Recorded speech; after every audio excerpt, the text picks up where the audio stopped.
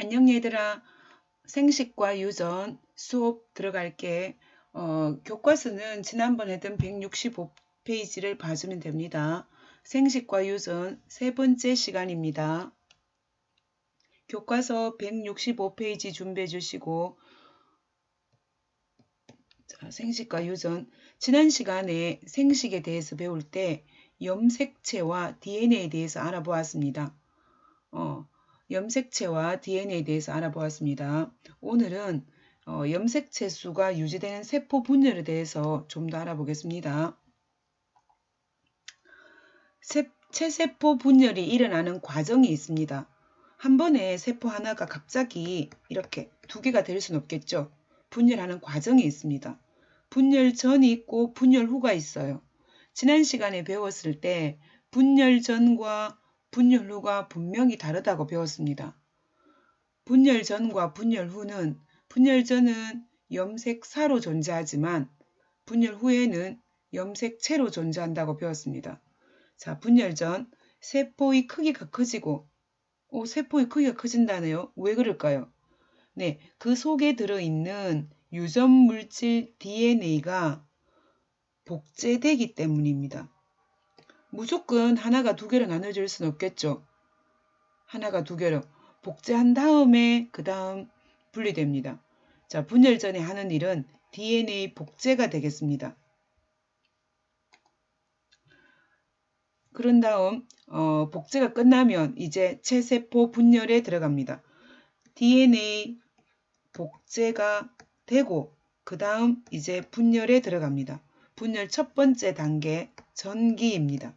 전기. 전기 때 과정은 지난 시간에 했지만 전기, 중기, 후기, 말기 이렇게 체세포 분열의 분열 과정이 있습니다. 그때 전기인지 중기인지를 나누는 기준은 염색체의 행동과 모양이라고 했습니다. 전기 때 특징은 핵막으로 둘러싸여 있던 염색사가 이제 핵막이 사라지고 그 속에 있던 염색체가 나타납니다. 원래 염색체가 아니었고 염색사였죠. 이게 염색체로 변한다는 거죠. 이게 가장 큰 전기 때 특징입니다. 막대 모양의 염색체가 나타나는 것이 원래 염색사였는데 염색체로 이렇게 핵 속에 염색사로 존재하다가 핵막은 사라지고 염색사가 염색체로 됩니다. 물론 두 염색 분체는 한쪽의 DNA가 복제되어 만들어졌습니다. 이렇게 이 옆에는 복제된 거겠죠. 이렇게 요게 복제된 것, 이쪽이 복제된 것, 복제된 것, 복제된 것. 자, 전기의 특징은 염색체가 나타나는 것입니다. 그 다음 중기입니다. 자, 체세포 분열에 들어가면 첫 번째 전기, 두 번째 중기 과정입니다. 중기 때는 염색체가 한 줄 가운데로 나란히 줄 서듯이 합니다. 염색체가 나란히 줄을 서듯이 합니다. 그 다음 후기 때는 각 염색체의 분체가 이렇게 나뉘어집니다. 이렇게 각자 염색체가 양극으로 이렇게 끌려가는 거죠. 양극으로 염색 분체가 분리되는 거죠. 염색 분체가 양쪽으로 이동합니다. 중기 때는 한 줄로 나란히 선 이유가 이렇게 나눠질 때 좀 더 명확하게 나눠줄 수 있겠죠. 이렇게. 그 다음 후기를 지나서 말기입니다. 전기, 중기, 후기, 말기. 말기 때의 특징은 다시 핵막이 나타나는 게 특징입니다. 다시 핵막이 나타나고 그 다음 중요한 것이 있는데 세포 하나 안에 핵이 두 개가 존재할 수는 없겠죠. 그래서 드디어 이 양쪽에 갈라지기 시작합니다. 염색체가 다시 풀어지고 세포질이 나뉘어지는 거죠. 완벽하게 두 개로. 완벽하게. 자, 세포질 분열도 일어납니다. 말기 때는 다시 염색체가 염색사로 변하고 그 다음 세포질이 나뉘어집니다. 그 다음 딸세포라고 하는 거는 원래 하나였던 세포가 두 개로 나뉘어졌을 때 처음의 세포를 모세포라고 부르고 이렇게 나뉘어진 나중의 세포를 딸세포라고 합니다. 아들세포는 없습니다. 딸세포, 어미모자 써서 모세포, 딸세포. 모세포 하나에 딸세포 두 개가 이렇게 만들어지는 거죠. 그림처럼 이제 염색체는 없습니다. 염색사, 핵맛 그렇게 뚜렷하게 나타납니다. 죄송합니다. 화면이 잠시 이상했습니다.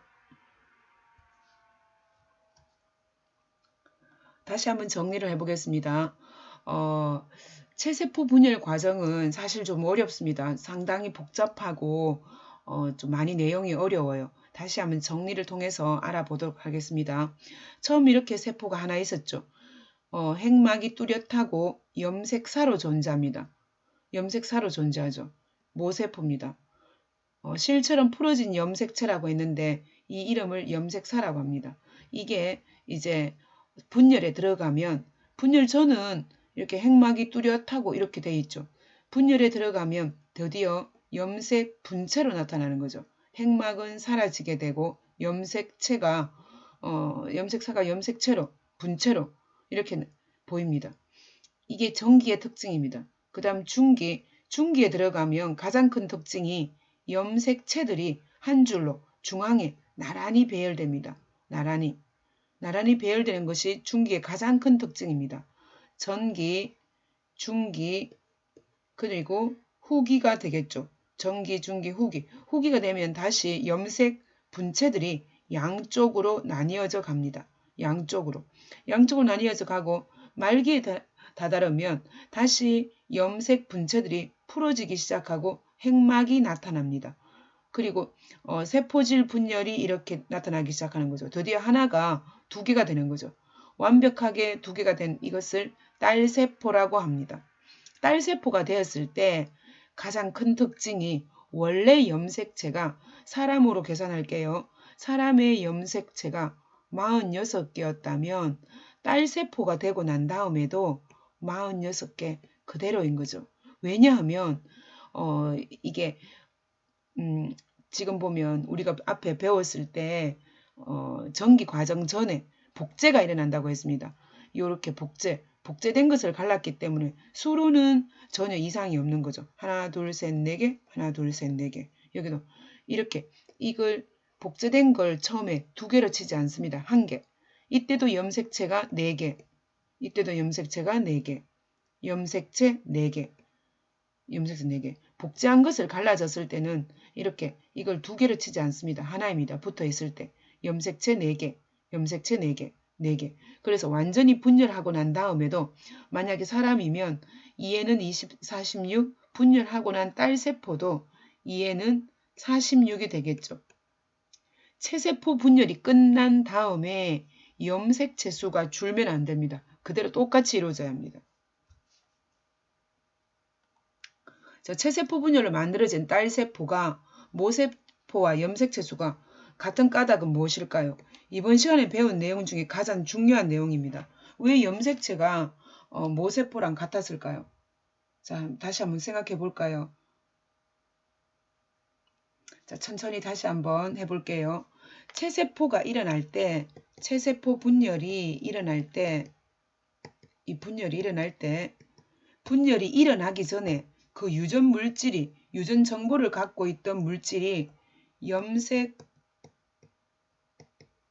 분체 두 가닥이 되었죠. 분열하기 전에 다시 말해서 복제가 일어났다는 사실입니다. 복제해서 분체로 이렇게 그림으로 치면 이렇게 색칠한 것이 빗금칠한 것이 복제된 부분입니다. 복제된 부분. 분열하기 전에 먼저 복제를 하고 나서 분체 두 가닥으로 만들었죠. 그런 다음에 이 두 가닥이 염색체가 염색 분체 분리가 있었죠. 염색 분체 분리. 다시 말해서 염색 분체 분리가 일어났기 때문에 복제되고 나서 염색 분체 분리가 일어났기 때문에 모세포와 딸세포는 염색체 수가 전혀 변화가 없는 겁니다. 복제가 일어났고 이렇게 있는 것이 복제가 일어났고 복제가 일어난 것이 분리됐기 때문에 수는 전혀 변화가 없습니다. 한번 다시 해보겠습니다. 사람의 염색체는 46개입니다. 만약 체세포 분열이 일어나고 난 다음에도 46 그대로입니다. 자, 실제로 저희가 실험을 하면 상당히 좋은데 지금 실험을 할 수 없는 상황이고 스님과 함께 실험을 한다고 가정하에 한번 보도록 하겠습니다. 체세포 분열을 가장 보기 좋은 부분은 양파의 생장점이 있는 뿌리 끝이 되겠죠.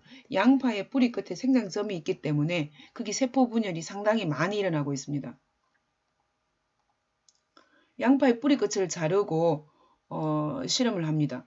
일주일 동안 물에 담궈 놓으면 우리 겨울에 양파 키워본 적 많잖아요. 뿌리가 금방 나옵니다. 그걸 칼을 사용해서 손이 다치지 않도록 끝부분만 살짝 잘라냅니다. 자, 그런 다음에 에탄올과 아세트산을 3대1로 섞은 용액에 하루 동안 담궈 놓습니다. 내용이 많이 어렵죠. 에탄올과 아세트산을 3대1로 섞은 용액에 담궈 놓으면 조직이 상당히 살아있을 때 그 모습 그대로 깨지지 않고 조직들이 그대로 존재합니다. 여기 속에 넣어 놓으면 에탄올과 아세트산 섞은 용액에 하루 동안 보관하면 양파의 뿌리 끝에 있는 세포들이 살아있을 때 그 모양을 그대로 유지하고 있습니다. 그랬을 때 현미경으로 관찰했을 때 상당히 보기가 용이하겠죠. 그런 다음에 두 번째 단계가 55도에서 60도씨 염산에서 중탕을 합니다. 중탕을 해요. 이때 염산에 중탕을 하게 되면 아까 아세트산에 넣어 놓았던 용액 양파의 뿌리 끝이 조금 딱딱해졌는데 여기 넣어 놓으면 조직이 상당히 연하게 됩니다. 조직을 연하게 만들어야지 나중에 눌렀을 때 세포가 일그러지는 일이 없습니다. 자, 그런 다음에 끝부분만 2mm를 잘라서 아세트산 카민 용액에 한 방울을 떨어뜨립니다. 이건 조금 중요합니다. 아세트산 카민 용액을 한 방울 떨어뜨리고 실험하는 이유가 있습니다. 그냥 세포를 관찰했을 때 양파의 뿌리 끝 세포에는 색깔이 없습니다. 그래서 현미경으로 봤을 때 염색사와 염색체를 구분하기도 힘들고 그 다음 중기인지 정기인지도 구분하기 힘듭니다.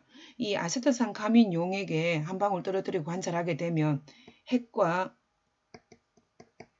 염색체만 염색이 됩니다.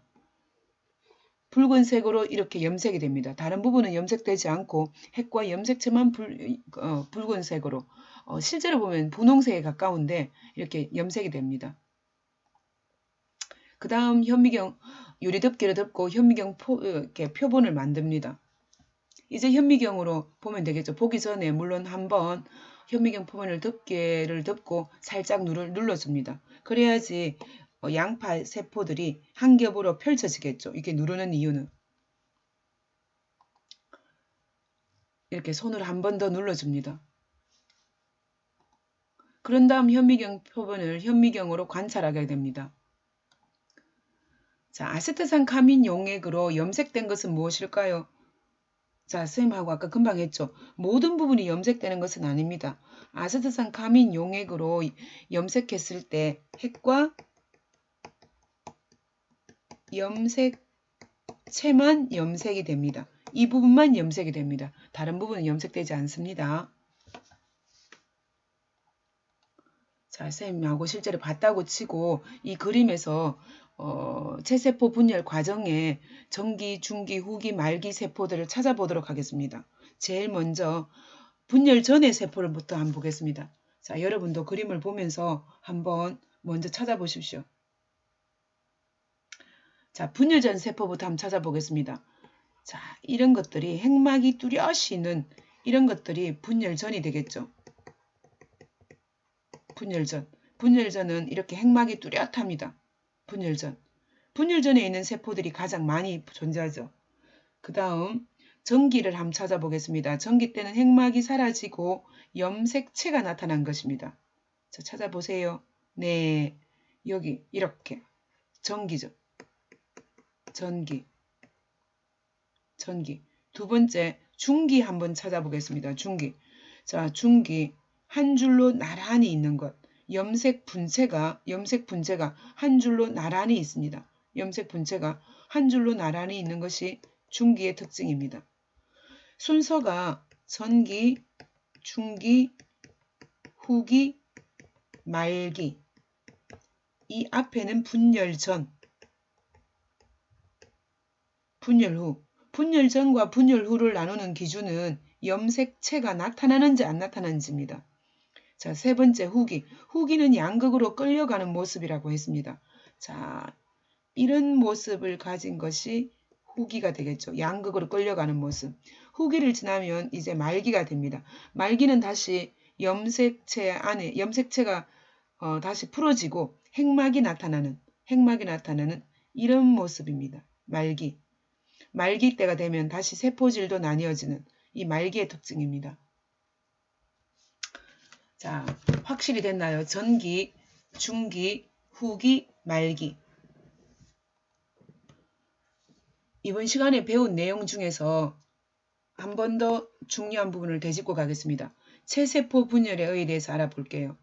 양파와 같이, 물론 사람도 다세포 생물이죠. 다세포 생물. 할 때 다세포 생물은 체세포 분열을 통해서 생장을 하게 됩니다. 생장. 체세포 분열을 하면서 생장. 세포 하나가 두 개로 나뉘어지기 때문에 생장을 합니다. 생장 외에 몸에 상처가 났을 때 새로운 세포를 만들어야 되죠.